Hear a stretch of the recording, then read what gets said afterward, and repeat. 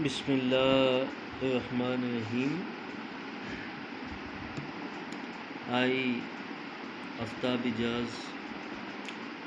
Today I thought to make another video on my interesting topic, Paradise Lost by John Milton, and I was reading book 3 of Paradise Lost the other day. In one line I found very interesting, very enchanting, and full of refinement. And that was, long is the way and the heart that out of the hell leads up to light.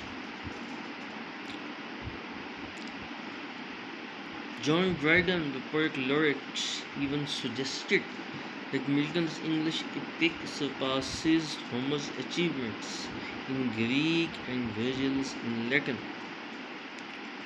Milton's legacy, Paradise Lost, touches history, philosophy, politics, and religion. And one can approach this monumental work with monumental pleasure and understandings. In European Renaissance, serious poets look towards the ancient Greek philosophers, Aristotle, for epic definition. In his Poetics, Aristotle declared an epic poem is a representation in verse of noble doings of noble men. He used Greek word called semnos. Iliad opens with these lines: the wrath goddess of Peleus' sons Achilles, that destructive wrath which brought countless woes upon Cain, is henceforth to Hades many values, inviting the goddess Muse to sing of Achilles and his destructive wrath. In other words, the epic narrator claims that his acts of disobedience are more heroic than Homer and Virgil. He even seems to suggest that God's wrath against disobedient Adam and Eve is more heroic a theme than the wrath of Cernus or Achilles.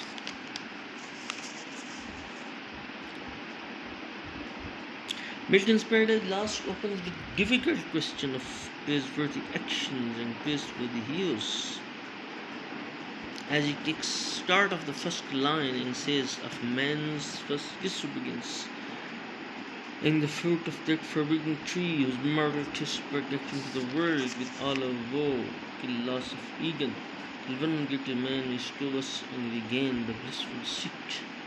Lines 1 to 6, Paradise Lost, Book 1. What is august, noble, holy, and godlike about man's first act of disobedience? That's a question mark. That's also a tormented question, and that's also being debatable and controversial question among the critics of the century, critics at the time when Milton started writing of 17th century and critics of the modern world of 20th century. But how can we compare and contrast disobedience of Adam and Eve and disobedience of Satan? Milton glorifies the disobedience of Satan and does not glorify the disobedience of Adam and Eve. Why? Then he puts another question about the war of rebel angels in Book 6, and not to mention the heavenly hosts in Book 3 and the story of creation in Book 7. Stories were also understood to be heroic and worthy of epic verse. In Book 9, Milton offers more explicit explanation of his choice of epic subject and epic hero. Now I must turn to tragic nooks for distress and glitch.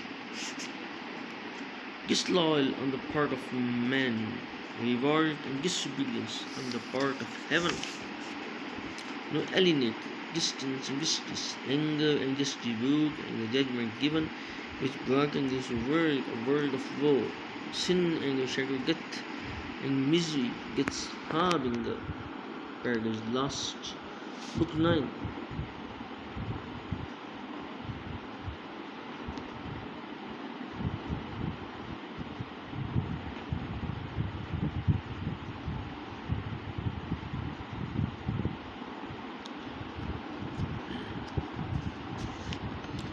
So,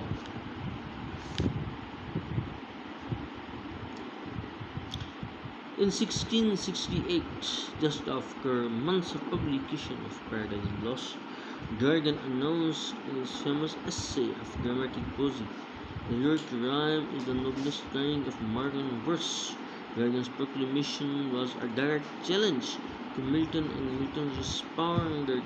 In 1668. Reprint of the first edition of Paradise Lost. He added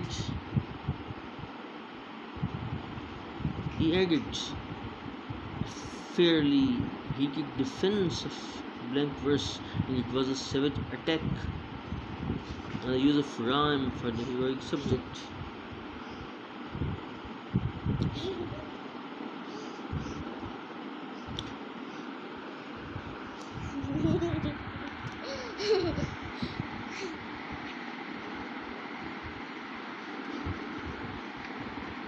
My son doesn't go to school and he makes a lot of chit chats and fun with me sometimes.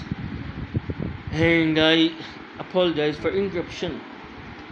As Milton says, the mayor in English heroic verse without rhyme, as that of Homer in Greek, was elected. Rhyme being known as the adjunct or true ornament of a poem. A good verse in longer works, especially the convention of a bar versage, to set off the legit meter and the lamb meter.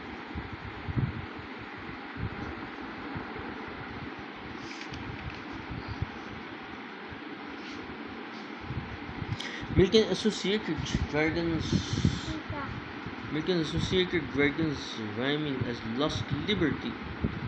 Eventually, Dryden came to see things in this preface. To love, he wrote, I have disencumbered myself from rhyme, not that I damn my former way, and that is more proper to my former purpose. Now the next question, which many students not only of literature but students belong to general life ask, is Satan a heroic figure or not? I give Satan a heroic figure because of his act of disobedience. Why not Adam and Eve? Critic of the last century Auerbach said that Paradise Lost is characterized by hypertaxis and parataxis. Now, the question is, why did romantics glorify Milton? Why did romantics glorify Milton second? As William Blake in his Marriage of Heaven and Hell said, Milton wrote in fetters when he wrote of gods and angels, and was a liberty while writing of the devils and the hell, because he was a true poet and was of the devil's party without knowing it. Philip Pullman, in his Dark Matter or the Dark Materials, we call it, says Milton's of the devil's party and does know it. How it's possible that the person of poet is writing 12 books, he's taking 10,000 lines to his daughter, and doesn't know what he's doing.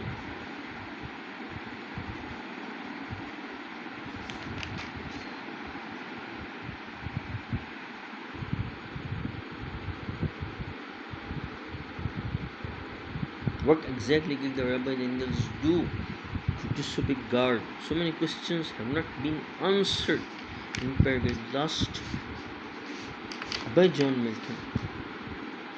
But in his epic treatment, he said, him happily slumbering on a Norway farm, the pilot of some small night-founded skiff, gaming some islands,